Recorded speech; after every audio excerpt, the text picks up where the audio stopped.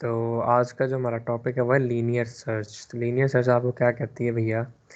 Linear search आपसे ये कहती है कि आप क्या करो, लाइन मतलब एलिमेंट बाय एलिमेंट मैच करो हर चीज़ को। ठीक है, तो आपने ये यूनिवर्सिटी में पढ़ा है कि लीनियर सर्च क्या। अभी मैं आपको सब लाइन टेक्स्ट पे ना दिखाता हूँ, मुझे ज़रा स्क्रीन पूरी शेयर करने दो, एक सेकेंड। सब लाइन टेक्स्ट, ठीक है। तो आज हमने पढ़ना है लीनियर सर्च। लीनियर सर्च बहुत सिंपल है। यहाँ हम लिख लेते हैं लीनियर सर्च। सर्चिंग क्या होती है आप सबको पता है। तो सर्च किसी भी चीज़ का जब आपने सर्च करना है, वेबसाइट्स में आपने देखा होगा सर्चेज होती हैं, दुनिया में बड़े बड़े कंपनीज बन गई हैं सिर्फ सर्च पे। आपने इलास्टिक सर्च का नाम सुना होगा। तो इलास्टिक सर्च बेसिकली स्टोरेज भी है और सर्च भी है, तो वो $1 बिलियन कंपनी बन गई हुई ऑलमोस्ट। तो इलास्टिक सर्च भी सर्चिंग पे बेस है, काफ़ी सारी कंपनीज। और आपने देखा होगा हर वेबसाइट, किसी भी वेबसाइट में चले जाओ सर्च आपको मिल ही जाएगी। ऐसा नहीं हो सकता कि सर्च वहाँ पे आपको ना मिले, बहुत ही रेयर है। तो सर्च क्या होती है कि किसी भी एक एलिमेंट को किसी भी एक स्पेसिफिक अरे में से या किसी भी डेटाबेस में सर्च करना। आपने डेटाबेस के सर्च तो देखे होंगे एसक्यूएल के साथ, सेलेक्ट एवरीथिंग या select user name from where, और आप लिखते तो आपका वो आपको आउटपुट देता है, वो डेटाबेसेस में होता है। ठीक है, एसक्यूएल है वो। पर आप वो बैक एंड पे वो भी बी प्लस ट्रीज को इम्प्लीमेंट करती है। बी प्लस ट्रीज एक डेटा स्ट्रक्चर है, वो आप पढ़ोगे तो नहीं, लेकिन अगर खुद एक्सप्लोर करना है तो उसे लाजमी देखना। बी प्लस ट्रीज जो है ना इम्प्लीमेंटेशन है मोस्टली एसक्यूएल डेटाबेसेस की, जैसे कि माई एसक्यूएल है, पोस्टग्रेस है। लीनियर सर्चिंग क्या है कि आप एलिमेंट बाय एलिमेंट सर्च करते हो। अब मैं एग्जांपल लेता हूँ, आपके पास एक सीक्वेंस है 1 4 5 7 8 11 45 67 89, ठीक है, 90, और कुछ कह लो 45 कह लो, ठीक है, 12 कह लो, उसके बाद 34 कह लो, मतलब रैंडम कोई भी एक सीक्वेंस है। और मैं आपसे कहता हूँ कि आपने इसमें सर्च करना है नंबर 89। ठीक है, तो लीनियर सर्च क्या कहती है, यहाँ से स्टार्ट करो और यहाँ तक जाओगे, हर नंबर को मैच करो। पहले 1 को मैच करो, देखो मैच फाउंड नहीं। फिर 4 को मैच करो, फिर 5 को मैच करो, फिर 7 को मैच करो, फिर 8 को मैच, फिर 11 को, फिर 45, फिर 67, फिर 89 पे मैच हो गया तो रिटर्न कर दो ट्रू के मैच फाउंड, वरना return false match not found. तो ये पूरी अरे पे चलेगा। ठीक है, तो यहाँ पे आपको खुद समझ आ रहा है कि जब वो पूरी अरे पे चलेगा तो इसकी जो टाइम कम्प्लेक्सिटी वो O ऑफ n हो जाएगी। ठीक है ना, अब n क्या है, नंबर ऑफ एलिमेंट्स। जितने नंबर ऑफ एलिमेंट्स हैं उतनी दफ़ा लूप चलेगा आपका। अब ये जो टाइम कम्प्लेक्सिटी है ये वर्स्ट केस है। ठीक है, याद रखना जब भी आप बात करते हो ना टाइम कम्प्लेक्सिटी की, आप हमेशा वर्स्ट केस में बात करते हो। हमने टाइम कम्प्लेक्सिटीज पढ़नी है रिकर्जन के बाद। जब हम रिकर्जन कर लेंगे फिर हम टाइम कम्प्लेक्सिटी पढ़ेंगे, बिकॉज उसमें एक रिकर्जन का फैक्टर आता है, मैंने आपको एक्सप्लेन करना है, वो बड़ी इंपॉर्टेंट चीज़ है जो यूनिवर्सिटीज़ बिल्कुल नहीं कराती। ठीक है, तो वो हम तब डिस्कस करेंगे। अभी बस इतना समझो कि टोटल n वैल्यूज़ है ना, तो n बार आपका लूप चलेगा, फॉर लूप। ठीक है, शुरू से लेकर लास्ट तक। तो ये आपका वर्स्ट केस है। और ये कब अकर होता है, जैसे से आपका एलिमेंट लास्ट में, आपने इस पैटर्न में सर्च किया 34 लास्ट में है, तो ये O ऑफ n टाइम में चलेगा, यानी कि n जितनी आपके नंबर ऑफ हैं वैल्यूज़ हैं उतनी इटरेशंस कंज्यूम करेगा, उतने लॉजिकल ऑपरेशंस परफॉर्म करेगा इक्वल टू चेक करने के। ठीक है, आसान लफ्ज़ों में। तो ये आपका वर्स्ट केस है। अब बेस्ट केस क्या होता है इसका, वो होता है O ऑफ 1। कैसे होता है, लेट से जो आपने एलिमेंट सर्च करना है वो आपको शुरू में ही मिल गया है। मैंने सीक्वेंस में कहा कि मुझे 1 सर्च करना है, तो 1 तो पहला ही एलिमेंट है, तो वो O ऑफ 1 में मुझे आउटपुट मिल गई है। तो ये इसकी बेस्ट केस टाइम कम्प्लेक्सिटी है। ठीक है ना, बेस्ट केस है। तो दो केसेस होते हैं हर टाइम कम्प्लेक्सिटी के, एक होता है वर्स्ट केस, एक होता है बेस्ट केस। तो वर्स्ट केस में ये O ऑफ n तक का पूरा लूप चलेगा, और बेस्ट केस में O ऑफ 1 पे ही आपका, लेट से अगर आपका एलिमेंट पहला ही है तो आपको मैंने बताया कि आपको वो शुरू में मिल जाएगा, पहले ही इटरेशन पे ही पहली बार फॉर लूप चलेगा, तो वो O ऑफ 1 में आपको आउटपुट मिल जाएगी, तो वो बेस्ट केस है। और मेरी एक बात याद रखना, लीनियर सर्च आज आप पढ़ रहे हो ये सिर्फ आज के लिए ही है, इसके बाद कभी भी लीनियर सर्च मेरे मुंह से नहीं सुनोगे। ना हम कभी इसे इस्तेमाल करेंगे, ना हम कभी इसे कोड में लिखेंगे, कभी भी लीनियर सर्च इस्तेमाल कहीं पे भी नहीं होती। इसलिए कोशिश करना कि बस इसको कॉन्सेप्ट की हद तक समझो, पर ये चीज़ इस्तेमाल नहीं करनी कहीं भी। ट्राई करना, ऑलवेज ट्राई। कुछ क्वेश्चन हैं जिसमें आप इस्तेमाल कर सकते हो, लाइक मिनिमम और मैक्सिमम वाले क्वेश्चन है, वहाँ पे आप लीनियर सर्च इस्तेमाल करते हो, लेकिन वो भी मिनिमम और मैक्सिमम एलिमेंट को प्रिंट करने के लिए है, सिर्फ स्पेसिफिकली सर्च करने के लिए नहीं है वो। ठीक है, सर्च हमेशा अपने बाइनरी में करनी है। मैं को कल करवाऊंगा बाइनरी सर्च, तो आपको मैं दिखाऊंगा, बल्कि आपको छोटा सा एक फैक्टर दिखाता हूँ सिर्फ, कि समझो जरा इस बात को, कि मेरे पास अगर 1 मिलियन एलिमेंट्स हों मेरी अरे में, ठीक है ना, 1 मिलियन, यानी कि मेरे पास जो n है वो 1 मिलियन के इक्वल है। तो आप मुझे खुद बताओ कितनी बार फॉर लूप चलेगा अगर वो लास्ट, यानी कि वर्स्ट केस टाइम कम्प्लेक्सिटी क्या है, 1 मिलियन इटरेशन होंगी। ठीक है, 1 मिलियन इटरेशन क्या होता है, 10 की पावर 6। ये आपने पढ़ा होगा 1 मिलियन क्या होता है, 10 की पावर 6, ये 1 मिलियन होता है। आपको बताता हूँ, आपका जो कंप्यूटर है वो फॉर लूप के अंदर जितनी कंप्यूटेशन परफॉर्म कर सकता है एक इंस्टेंट में, एक इंस्टेंस में, बिफोर टाइम लिमिट रीच या आपका सेगमेंटेशन फॉल्ट आने से पहले, वो 10 की पावर 8 या 10 की पावर 9 तक की होती है। ठीक है, और 10 की पावर 9। ठीक है, अब लेट से मेरे पास अरे के जो एलिमेंट हैं वो 1 मिलियन नहीं है बल्कि वो 1 बिलियन है। ठीक है ना, अब 1 बिलियन में क्या होगा, ये 9 हो जाएगा। ठीक है, तो जैसे ही ये आया तो मेरे पास साथ ही अगर मैं लीनियर सर्च अप्लाई करूंगा तो क्वेश्चन तो मेरा सॉल्व हो जाएगा रियल केस में, लेकिन मेरा कंप्यूटर उस ऑपरेशन को परफॉर्म ही नहीं कर सकता, बिकॉज मेरे पास जो ऑपरेशंस की लिमिट है ना वो 10 की पावर 8 या 10 की पावर 9 तक होती है, डिपेंडिंग अपॉन जो रैम और आपके कंप्यूट कॉस्ट। लेकिन ऑनलाइन कंपैरेटिव प्रोग्रामिंग साइट्स के ऊपर या जहाँ आप कोड सबमिट कर रहे होगे वहाँ पे आपका जो ऑपरेशंस की लिमिट है वो 10 की पावर 8 या 10 की पावर 9 होती है। ये बात याद रखना। ठीक है, तो अब लेट से आपको 1 बिलियन की अरे दी गई है, 1 बिलियन एलिमेंट्स की, और आपका जो नंबर है जो आप सर्च कर रहे हो वो लास्ट पे इंडेक्स पे है। तो आपका लीनियर सर्च काम तो करेगा, वो टाइम जितना ज़्यादा लेगा वो एक अलग मसला है, ऑफ एन लेगा, लेकिन वो आपका आउटपुट नहीं आएगा, आपको सेगमेंटेशन फॉल्ट आ जाएगा, या आपको कोई और एरर दे देगा कि टाइम लिमिट रीच, या स्पेस कम्प्लेक्सिटी का एरर दे देगा, कोई ना कोई एरर आ जाएगा, लेकिन आप ये ऑपरेशन परफॉर्म नहीं कर सकते बिकॉज आपके पास 10 की पावर 9 ऑपरेशंस की लिमिट होती है। इससे ज़्यादा ऑपरेशंस आप एक फॉर लूप के अंदर परफॉर्म नहीं कर सकते। एक लॉजिकल, बेसिकली लॉजिकल कंपैरिजंस की बात, लॉजिकल ऑपरेशंस। तो ये बात याद रखना, तो इसलिए लीनियर सर्च मोस्टली इस्तेमाल नहीं की जाती, कहीं पे भी नहीं की जाती। बस एक कॉन्सेप्ट के लिए, और कुछ क्वेश्चन हैं एक दो, जिस तरह मिनिमम मैंने बताया आपको, मैक्सिमम का क्वेश्चन है वहाँ पे ये इस्तेमाल होता है, वरना लीनियर सर्च आपको ज़िंदगी में कभी कहीं इस्तेमाल नहीं करनी, आपको हमेशा बाइनरी सर्च इस्तेमाल करनी है। आपको मैं एक जादू दिखाता हूँ, मुझे ज़रा कैलकुलेटर खोलना दो, कैलकुलेटर। आप यहाँ पे आपको मैंने बताया इसकी जो टाइम कम्प्लेक्सिटी है वो ऑफ एन है। ठीक है, तो लाइक मेरे पास अगर 1 मिलियन है तो 1 मिलियन कितना हुआ, ये आपके पास है 100,000, और ये आपके पास है 1 मिलियन। ठीक है, तो ये आपके पास 1 मिलियन है।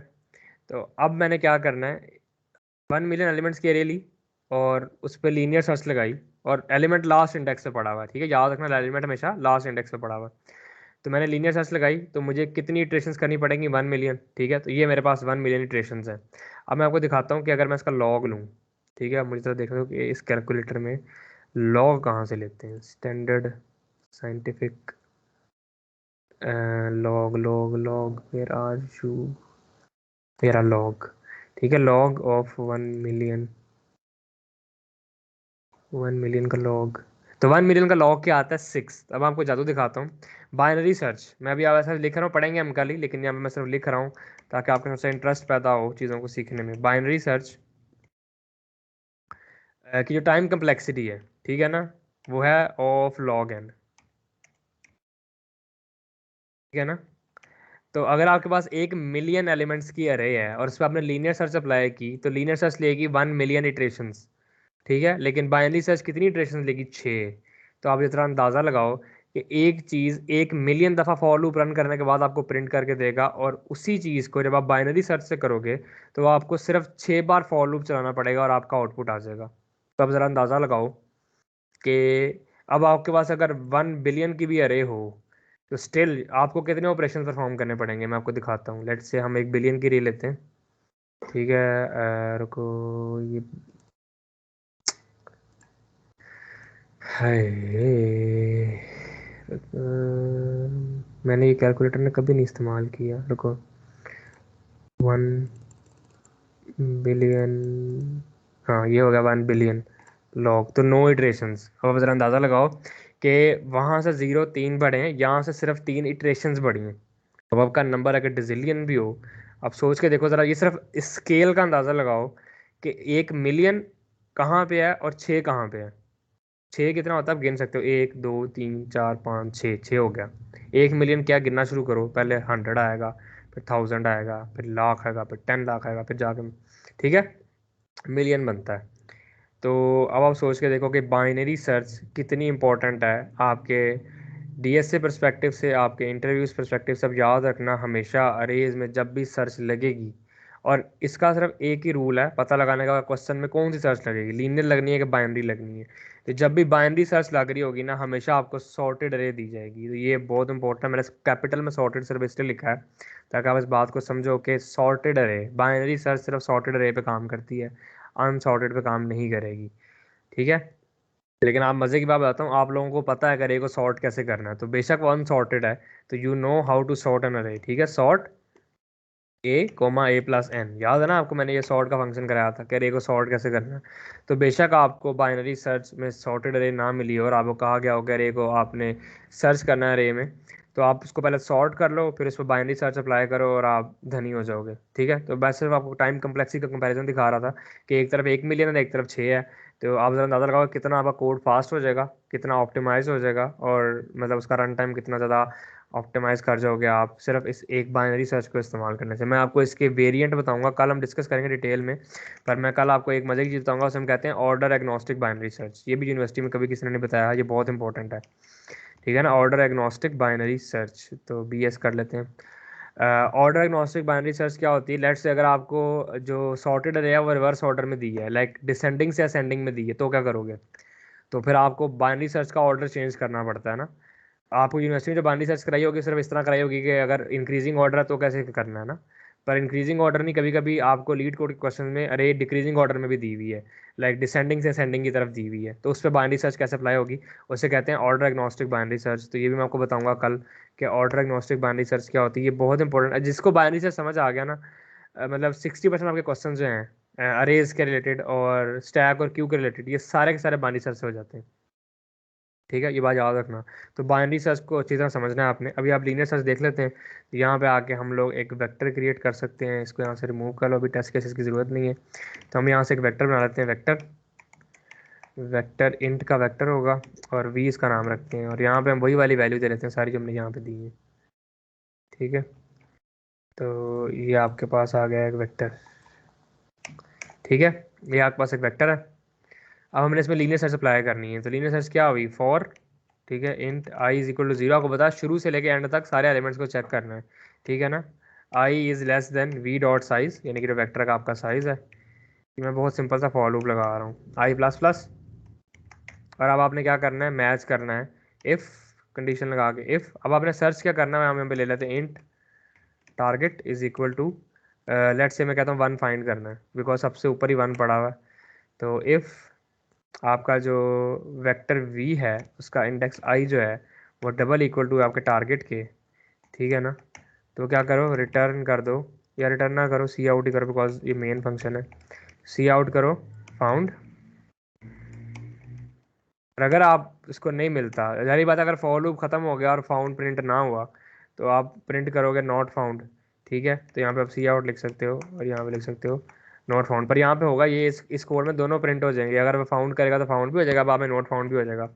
तो आपको ना एक फ्लैग लगाना पड़ेगा, ऐसे क्वेश्चन में ना फ्लैग इस्तेमाल होते हैं।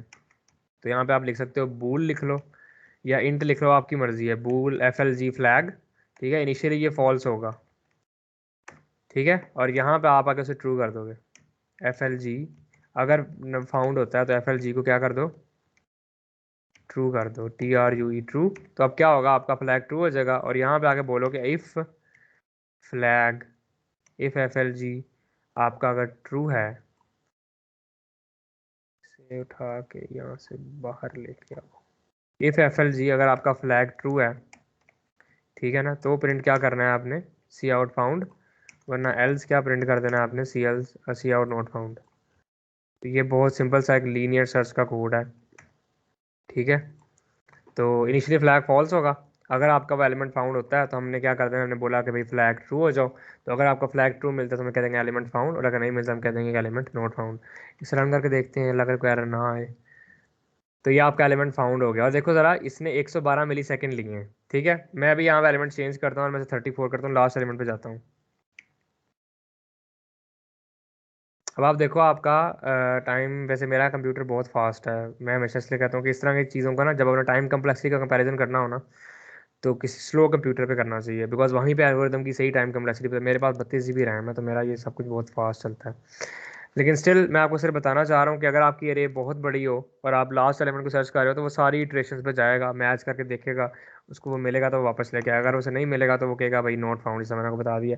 अब लेट्स से मैं यहाँ पे कोई भी ऐसा एलिमेंट लिखता हूँ जो कि यहाँ पर नहीं है, लेट्स से मैं लिखता हूँ 155 जो कि आपके पास 155 एलिमेंट अरे के अंदर नहीं है, तो वो प्रिंट कर देगा कि नॉट फाउंड। ठीक है, आपकी सिंपल लीनियर सर्च है, इसमें कोई मुश्किल नहीं है, बहुत आसान। या रोज़ आप करते हो ज़िंदगी में, अगर आपने किसी भी लैंग्वेज में कोड किया है, कोई भी वेबसाइट अगर आज तक बनाई, उसमें कहीं भी सर्च इंप्लीमेंट की हो, तो आपको पता है आप जावास्क्रिप्ट में जब आप सर्च इंप्लीमेंट करते हो आप जे क्वेरी इस्तेमाल करते हो एजैक्स के साथ, ऑटो कंप्लीट सर्च आपने देखा होगा, वो सारी चीज़ें, तो उसमें आपको पता है आप लीनियर सर्च ही मोस्टली इस्तेमाल कर रहे होते हो। लेकिन कोशिश करो लीनियर सर्च इस्तेमाल ना करो, बाइनरी सर्च इस्तेमाल करो। मैं आपको बाइनरी सर्च बताऊंगा कल, तब उसकी एप्लीकेशन बताऊंगा। अभी बस इतना समझो कि linear search is very simple, इसके कोई क्वेश्चन आते नहीं है। आप किसी भी वेबसाइट पर जाओगे आपको कभी भी लीनियर सर्च का क्वेश्चन नहीं मिलेगा, हमेशा बाइनरी सर्च के मिलेंगे। फॉर एग्जाम्पल मैं अगर यहाँ पे लीड कोड पर जाता हूँ, तो यहाँ मैं आपको दिखा सकता हूँ, अगर आप प्रॉब्लम में जाओगे ना तो प्रॉब्लम में आपको लीड कोड में लीनियर सर्च का कोई क्वेश्चन नहीं मिलेगा कभी भी, बाइनरी सर्च के मिलेंगे। तो यहाँ पे अगर आप आओ नीचे और इसे एक्सपेंड करो, तो यहाँ पे आप देखो आपको बाइनरी सर्च चाहिए, देखो 169 क्वेश्चन हैं बाइनरी सर्च के, पर यहाँ पे कहीं भी आपको कभी भी लीनियर सर्च नहीं मिलेगा। देखो मिला कहीं लीनियर सर्च? नहीं। तो इसलिए बोल रहा हूँ कि linear search is not use, आपको सिर्फ एज अ कॉन्सेप्ट बताया था। मेन चीज़ अंडरस्टैंड करनी थी वो ये था, ये अगर आपको समझ आ गया है वर्स्ट केस बेस्ट केस क्या है, सिर्फ इतना पता होना काफ़ी है इंटरव्यूज़ के लिए कि लीनियर सर्च की जो वर्स्ट केस कम्प्लेक्सिटी वो ऑफ एन है, लाइक पूरी अरे में चलेगा जब लास्ट एलिमेंट फाउंड करना है, और अगर उसको शुरू में मिल जाता तो ऑफ वन है बेस्ट केस में। तो ये मैंने आपको कंपैरिजन दिखा दिया, ऑपरेशंस का बता दिया, ऑपरेशंस की लिमिट क्या होती है, और आपका 1 मिलियन की अगर अरे है, तो वो बाइनरी सर्च में वो 6 इटरेशन में आपको सर्च कर देगा, और बिलियन में जाओ और वो 9 इटरेशन में कर देगा। तो आप ज़रा देखो कि 10 के फैक्टर का डिफरेंस है, 10x डिफरेंस है, मतलब 10 का एक्सपोनेंशियल डिफरेंस है। इसे आप अंदाज़ा लगा के देख लो कि कितना फ़र्क है दोनों चीज़ों में। फिर मैंने आपको सिंपल लीनियर सर्च इंप्लीमेंट करना बता दिया, यही सेम सर्च आप स्ट्रिंग में भी कर सकते हो, तो वो भी करना बता देता हूँ कि स्ट्रिंग में सर्च कैसे होती है। तो यहाँ पे आप एक स्ट्रिंग ले लो, स्ट्रिंग लेके लिखो नेम, लेट से आपने अपना नाम सर्च, नाम में से वो करेक्टर सर्च करना है, हम नाम ले लेते हैं सिंपल साथ, और इसमें करेक्टर सर्च करेंगे ए। ठीक है, तो यहाँ पे लिख लेते हैं 4 C इज इक्वल टू ए, तो ये करेक्टर है, हमने इसमें सर्च करना है। तो क्या करेंगे, ये सेम सेम फॉर लूप लगेगा नीचे भी। ठीक है, तो for int I is equal to 0, अब यहाँ पे वी डॉट साइज क्या हो जाएगा, नेम डॉट साइज। ठीक है, और यहाँ पे क्या हो जाएगा, name I is equal to target, तो फ्लैग को ट्रू कर दो फाउंड, अगर नहीं है तो फ्लैग को बोल दो भाई नॉट फाउंड। तो ये आपकी स्ट्रिंग में सर्च होगी। तो देखो एक सिंपल सा कोड लिया है और उसको मैंने कॉपी पेस्ट कर लिया आपके लिए, ये वेक्टर हो जाएगा ख़त्म, इसे बूल फॉल्स। ठीक है, ये स्ट्रिंग है ए है, इसे चला के देखते हैं। तो एक सेकेंड रुको, अच्छा सॉरी मैंने यहाँ पे टारगेट लिखा है, इधर सी आना है करेक्टर। ठीक है, तो ये मुझे नाम मिल गया, मैं यहाँ पे डी लिखूंगा तो कहेगा फाउंड। या आपकी इतनी आसान है लीनियर सर्च। ठीक है, तो ये भी फाउंड, मैं यहाँ पे कुछ एफ उफ लिख लेता हूँ या जी लिख लेता हूँ तो मुझे नहीं मिलेगा, मुझे कहेगा छुट्टी करो। ठीक है, नॉट फाउंड, तो छुट्टी करो। तो ये आपका लीनियर सर्च थी, इसमें कुछ मुश्किल या बताओ। अब आपको एक कोड करा देता हूँ जो मोस्टली जो क्वेश्चन आते हैं ना उसके, वो यही होते हैं लीनियर सर्च के। वो क्या होता है, find the maximum and minimum element in an array. ठीक है, ये लीनियर सर्च से सॉल्व किया जा सकता है, फाइंड मैक्सिमम और मिनिमम एलिमेंट इन एन अरे। लेकिन इसका मैंने आपको ऑप्टिमाइज वे बताया हुआ है ना, याद करो ज़रा, अगर आपको याद ना आए तो कभी बताऊंगा। इसका ऑप्टिमाइज वे भी आपको तो यही अरे ले लेते हैं, इसी का minimum maximum element from linear search कैसे करेंगे। तो टारगेट की ज़रूरत नहीं है, ऊपर ये सारा कोड कमेंट कर देता हूँ, because we don't need this, इसकी भी अब ज़रूरत नहीं है। तो यहाँ हम दोबारा सारा कुछ करेंगे। ठीक है, तो ये आपके पास वेक्टर है, आपने फाइंड करना मिनिमम, पहले मिनिमम करते हैं। ठीक है, तो यहाँ पे इंट लेते हैं, int minimum is equal to 0। ठीक है, 0 से स्टार्ट, तो मिनिमम आपके पास है 0। ये यहाँ हम लगाएंगे ये फॉर लूप। ठीक है, और यहाँ पे हम कंपैरिजन करेंगे कि अगर भाई वी आई जो है, ठीक है ना, V I is smaller than minimum. ठीक है, यानी कि वी आई, या फिर हम यहाँ से करते हैं कि हम कहते हैं वेक्टर का 0th इंडेक्स जो है ना मिनिमम एलिमेंट ले लेते हैं। ठीक है, ये 1 मिनिमम है। ठीक है, अगर वी आई जो है वो मिनिमम से छोटा है, ठीक है, तो क्या करना है, मिनिमम को अपडेट करना है, minimum is equal to V I. तो बहुत सिंपल, इसमें कुछ समझ ना आई हो किसी को, फ्लैग की ज़रूरत नहीं है तो फ्लैग को ख़त्म करो। हमने बोला कि मिनिमम एलिमेंट जो है ना वो 1 है, तो ये फॉर लूप क्या करेगा, बारी बारी चलता रहेगा, यहाँ पे पहले आएगा 1। अब 1 इज़ लेस देन 1 नहीं है तो मिनिमम 1 ही रहेगा। फिर आएगा 4, ठीक है, यहाँ पे 4 आया। अब 4 इज़ लेस देन 1 नहीं है, ठीक है ना, 4 इज़ ग्रेटर देन 1, ये कंडीशन नहीं चलेगी, तो आपका मिनिमम सेम रहेगा। अगर ऐसा कुछ आता है मिनिमम, ये 1 से छोटा कुछ आता है, लेट्स से अगर इसमें कहीं 0 होता, तो then this loop will run और ये आपका मिनिमम एलिमेंट करता है। तो यहाँ पे आप सिंपल क्या कर सकते हो, सी आउट कर सकते हो मिनिमम को, C out min element is, minimum element is, और यहाँ पे लिखोगे min, और यहाँ पे कर दो कैंडल, ठीक है। तो ये मिनिमम एलिमेंट इज 1, बहुत सिंपल, इसमें कुछ नया नहीं किया आपने। ऐसे ही आप मैक्सिमम एलिमेंट के लिए भी कर सकते हो, ठीक है। लाइक ये इसी तरह ये मिनिमम लिया है, इसी को मैक्सिमम कर लो,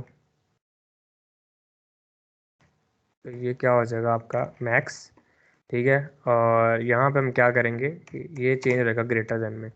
अगर आपका जो अभी आपका जो वैल्यू आई है वो ग्रेटर देन मैक्स है, तो इसको मैक्स अपडेट कर दो, ठीक है। तो मिनिमम की जगह क्या आ जाएगा, maximum element, maximum element is, मिन की जगह आ जाएगा मैक्स। तो ये भी देखो बहुत सिंपल है, आपने बोला कि 1 मैक्सिमम एलिमेंट है शुरू में, यानी कि स्टार्टिंग में, ठीक है। तो फिर आपने उसे बोला कि अगर आपका जो मैक्सिमम है, यानी कि ये वाला एलिमेंट वी आई जो है, लाइक से 4 आया ना, तो 4 बड़ा है मैक्सिमम से, तो मैक्सिमम 4 हो जाएगा, फिर 5 होगा, फिर 7 होगा, जिस तरह बड़ा चलता रहेगा। आई होप कि 90 प्रिंट करे, बिकॉज 90 सबसे बड़ा है, ठीक है। तो मैक्सिमम एलिमेंट इज 90। ये सारे आपके लीनियर सर्च के क्वेश्चन हैं, फाइंड मिनिमम और maximum element of in an array, ठीक है। तो आई होप कि इसमें कुछ ऐसा नहीं है जो समझ ना आ रहा हो, ये बहुत सिंपल है। आप यूनिवर्सिटी में आई थिंक पहला प्रोग्राम ये लिखते हो, फाइंड मिन और मैक्स एलिमेंट इन एन अरे। तो ये इसका जो मोस्ट ऑप्टिमाइज, ये इसका ऑप्टिमाइज वे नहीं है, ठीक है, याद रखना। इसका मोस्ट, मैं आपको दोनों अप्रोचेस बता रहा हूँ, ये इसकी बेसिक अप्रोच है, ब्रूट फोर्स अप्रोच। याद रखना हर क्वेश्चन की ना मल्टीपल अप्रोचेस होती हैं, इसे हम कहते हैं ब्रूट फोर्स अप्रोच। तो इंटरव्यूअर को हमेशा ब्रूट फोर्स अप्रोच बतानी है सबसे पहले, ठीक है, याद रखना। इंटरव्यूअर को हमेशा सबसे पहले कहना है मैं ब्रूट फोर्स अप्रोच से करूंगा, फिर वो आपको बोलेगा कि भैया इसको ऑप्टिमाइज करो, ये बहुत टाइम लेगा। लेट्स से मेरे पास 1 मिलियन एलिमेंट्स की अरे है, तो फिर क्या करोगे, फिर मिलियन इटरेशन लगाओगे, तो आप कहोगे नहीं मैं ऐसा क्यों करूंगा, मैं इसको ऑफ लॉग एन में करूंगा। अभी इसकी टाइम कम्प्लेक्सिटी क्या है अगर मैं आपको बताता हूँ, तो आपको पता है इसकी क्या है, वो है ओ ऑफ एन, ठीक है। तो इसको सोचने वाली बात नहीं है। तो ओ ऑफ एन इसकी टाइम कम्प्लेक्सिटी, बट वो हमें कहता है कि नहीं भैया इसको ऑप्टिमाइज़ करो। हम उसे क्या कहते हैं, अभी ऑप्टिमाइज़ करते हैं 1 मिनट 2 में। हम यहाँ पे सॉर्ट लिखते हैं, वी पास करते हैं और वी डॉट एंड पास करते हैं। हमने इस वेक्टर को सॉर्ट कर लिया, हो गया सॉर्ट, ठीक है। अब आपको पता है जब वेक्टर सॉर्ट है तो मैक्सिमम एलिमेंट क्या होगा लास्ट पे, और मिनिमम क्या होगा टॉप पे। तो सी आउट करेंगे, सी आउट, और यहाँ पे लिखेंगे हम वी 0, ठीक है, ये आपका मिनिमम। और फिर सी आउट और वी एन माइनस वन। तो एन माइनस वन क्या होगा आपका, ये वाला एलिमेंट 34। तो हम गिन लेते हैं 3, बिकॉज हमारे पास एन नहीं है। वैसे we dot size minus one भी आप कर सकते हो अगर आप चाहो तो, वी डॉट साइज, ठीक है, -1। तो ये आपको डायनामिकली लास्ट एलिमेंट दे देगा। तो ये आपके पास, अब मैं क्या करूँगा, मैं कहूँगा कि भैया मैं फॉर लूप खत्म कर देता हूँ, ठीक है। या फिर मैं चाहूँ तो मैं फॉर लूप को भी रहने दे सकता हूँ, बिकॉज उसमें एंडर लगा हुआ है तो वो लाइन नीचे ही प्रिंट करेगा। तो इसे एक बार चला के देख लेते हैं चलता है कि नहीं चलता, let's see. We dot and, रुको ज़रा, सॉर्ट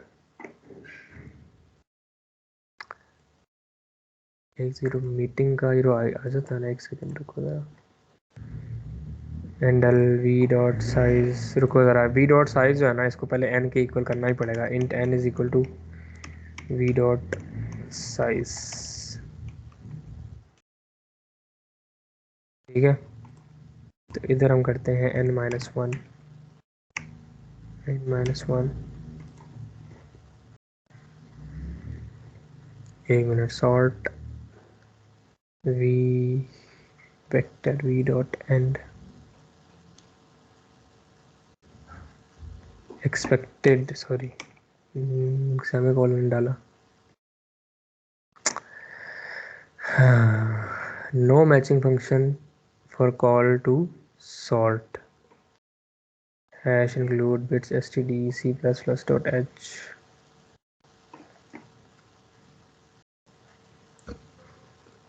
ये भी देखते हैं। सबसे पहले समझ लो कि यहाँ पे इससे इम्प्रूव कैसे होगी। तो लाइक बेटर अप्रोच जो है आपके पास, बेटर अप्रोच वो है आपके पास ऑफ लॉग एन में, ठीक है ना, ऑफ लॉग एन। अब इसकी वजह क्या है कि जो सॉर्ट फंक्शन है ना, इसकी टाइम कम्प्लेक्सिटी मैंने आपको बताई थी क्या होती है, ऑफ लॉग एन होती है।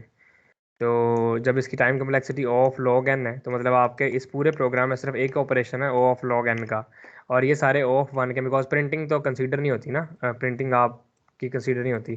तो इस पूरे प्रोग्राम की, ये इसको भी भूल जाओ, ठीक है। आपके पूरे प्रोग्राम की जो टाइम कम्प्लेक्सिटी है वो ऑफ लॉग एन हो जाएगी, ठीक है ना। तो मुझे लग रहा है ये वी डॉट बिगिन आना है, मुझे कुछ चीज़ें याद नहीं रहती, रुको ज़रा, V dot begin we dot and, हाँ ये देखो, ठीक है। तो मैक्सिमम एलिमेंट इज 90, वो ऊपर वाला तो प्रिंट हो ही रहा है, लेकिन यहाँ पे आपका ये जो सोल्यूशन है ना, ये ऑफ लॉग एन टाइम चलेगा, ये वाला, ये बेटर अप्रोच है ऑफ लॉग एन में, ये आपके पास ब्रूट फोर्स अप्रोच है ऑफ एन में। तो अगर आपको इंटरव्यू में क्वेश्चन आता है कि फाइंड मैक्सिमम और मिनिमम एलिमेंट ऑफ एन अरे, तो आपने कहना है सर मैं पहले ब्रूट फोर्स से करूँगा, आप ये कोड लिखोगे, ठीक है। उसके बाद आपने कहना है सर बेटर अप्रोच से करते हैं, शॉर्ट फंक्शन इस्तेमाल करते हैं, और ऑफ लॉग एन में हमें आउटपुट मिल जाएगी, बिकॉज शॉर्ट फंक्शन की टाइम कम्प्लेक्सिटी है वो है ऑफ लॉग एन। ये सारे कांस्टेंट टाइम ऑपरेशन हैं, ये भी और ये भी सारे ऑफ वन है, तो ये कंसीडर नहीं होते, तो सिर्फ ऑफ लॉग एन रह जाएगा आपके पास, ठीक है।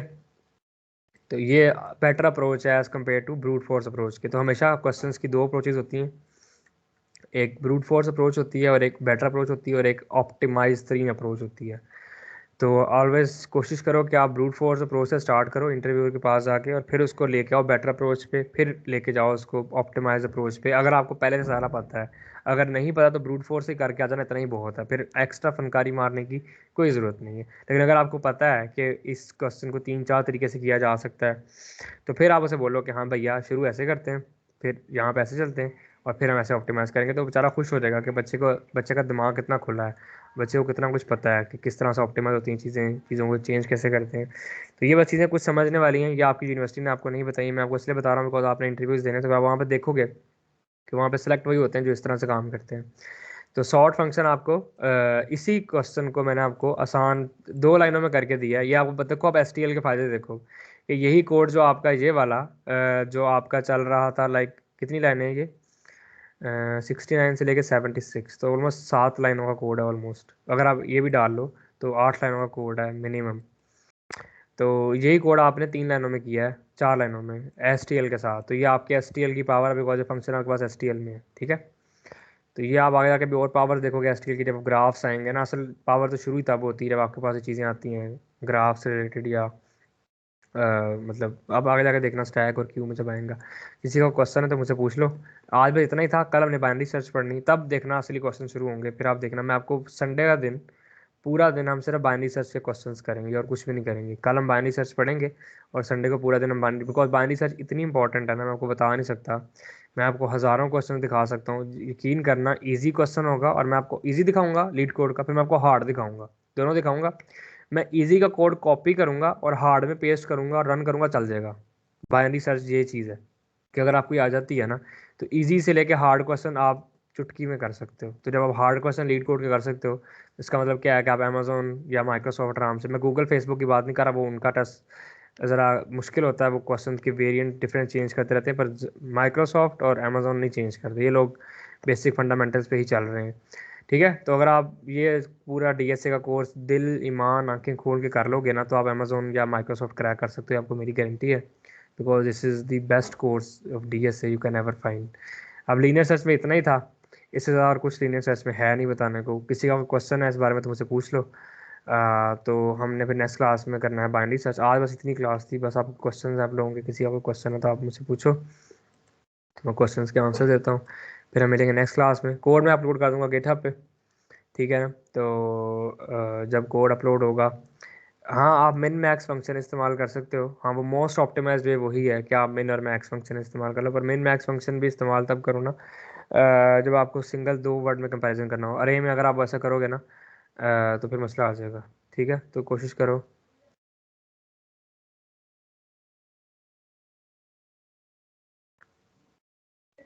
तो बस ठीक है, मतलब कम्प्लेक्सिटीज़ तो मैं आपको बताऊंगा इंशाल्लाह, जब रिकर्जन पढ़ लेंगे ना, रिकर्जन के फ़ौरन बाद टाइम कम्प्लेक्सिटीज़ कराऊंगा, बिकॉज टाइम कम्प्लेक्सिटी में सबसे इंपॉर्टेंट फैक्टर आता है कोड के रिकर्सिवली चलने का, और यूनिवर्सिटीज़ में रिकर्जन बाद में पढ़ाई जाती है, टाइम कम्प्लेक्सिटी पहले पढ़ाई जा रही होती है, तो बच्चा ये समझ ही नहीं पाता कि रिकर्जन से कोड इम्प्रूव हो रहा है या और ख़राब हो रहा है। ठीक है, तो ये मैं आपको रिकर्जन जब पढ़ाऊंगा उसके बाद टाइम कम्प्लेक्सिटी कराऊंगा इंशाल्लाह नेक्स्ट वीक से, नेक्स्ट वीक या फिर नेक्स्ट वीक में ही करा दूंगा, बिकॉज नेक्स्ट वीक मैंने मैथ के लिए रखा हुआ है।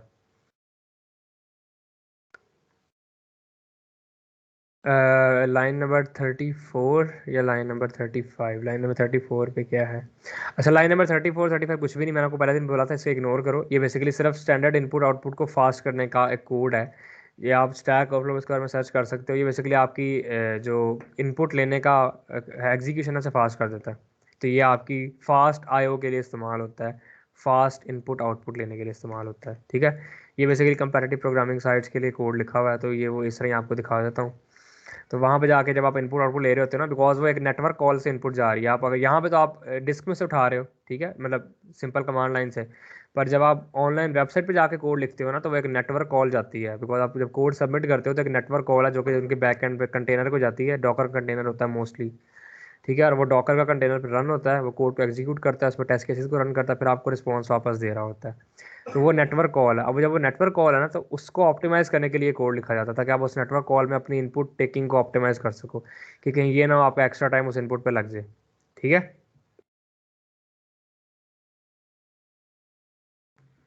तो किसी का और का क्वेश्चन है इसके अलावा? कोई क्वेश्चन है किसी का?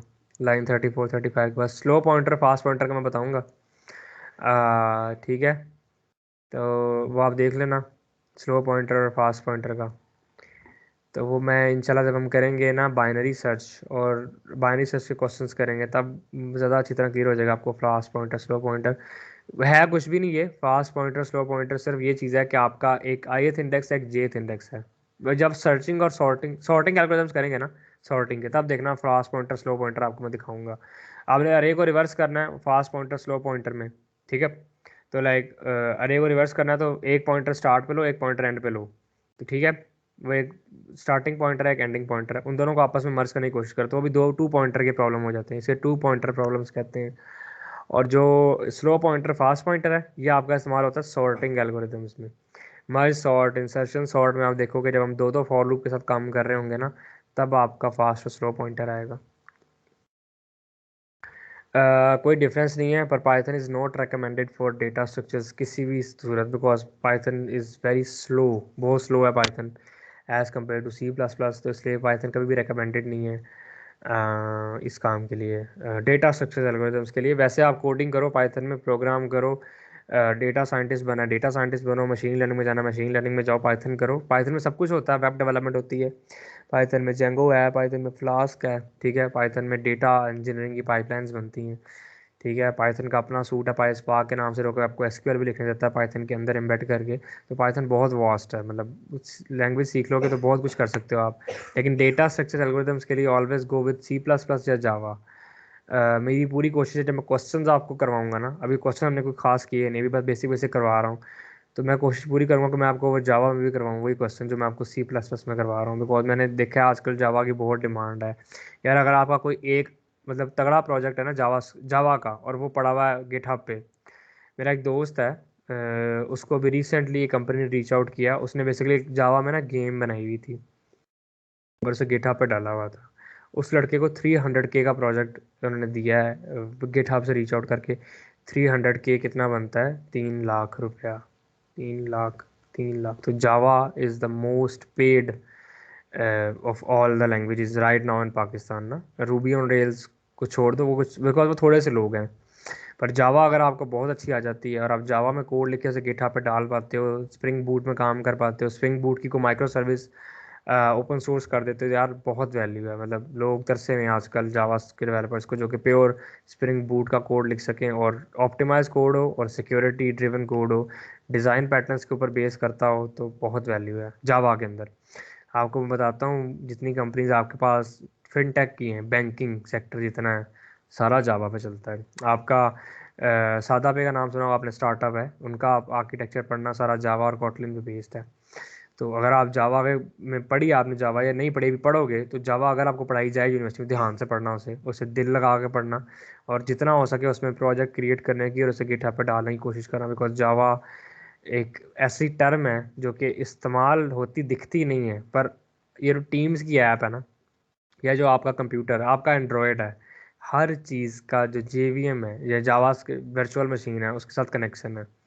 हर कोड, बिकॉज जावा ने दुनिया में वो कॉन्सेप्ट दिया था, उससे पहले कभी किसी लैंग्वेज ने नहीं दी। जावा ने बोला कोड जावा में लिखो, कंपाइल जावा का अपना जेवीएम करेगा, और इंटरप्रेटर आगे उसको कंपाइल करेगा फॉर एवरी डिवाइस, लाइक कोई भी डिवाइस दुनिया की, तो चाहे आपकी एलईडी है, आपकी एलसीडी है, आपका एंड्रॉयड है, आपका वॉच है, कुछ भी है, जावा कोड कहीं पे भी चलता है। तो आपने देखा होगा जावा की वेबसाइट पे 300 बिलियन डिवाइसेस यूज जावा डेली। तो वो बिल्कुल सच बोलते हैं कि जितनी आपकी हाउस होल्ड डिवाइसेस हैं, ठीक है ना, वो सब की सब भी चलती हैं ऑटोमेटिकली उसके ऊपर, जो कि जावा है। ठीक है।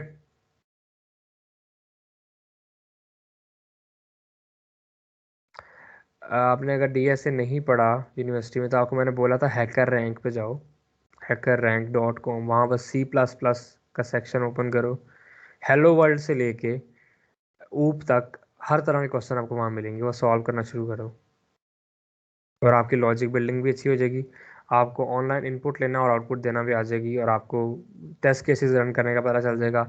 और फिर वहाँ पे ग्रीन चेक्स लगते हैं, और उसके बाद जब आपका रैंक बढ़ता है, आपको स्टार मिलते हैं, तो उससे आपको मोटिवेशन मिलती है कि मैं और करूँगी या और करूँगा। तो वहीं से बेसिकली मैंने भी हैकर रैंक से ही स्टार्ट लिया था। हैकर रैंक से स्टार्ट लेके फिर अब मैंने कोड फोर्सेस, कोड शेफ को देखा। ठीक है, तो इस तरह आप क्वेश्चंस करते जाते हो, आपका इंटरेस्ट बढ़ता जाता है। ये सारी इंटरेस्ट की गेम है।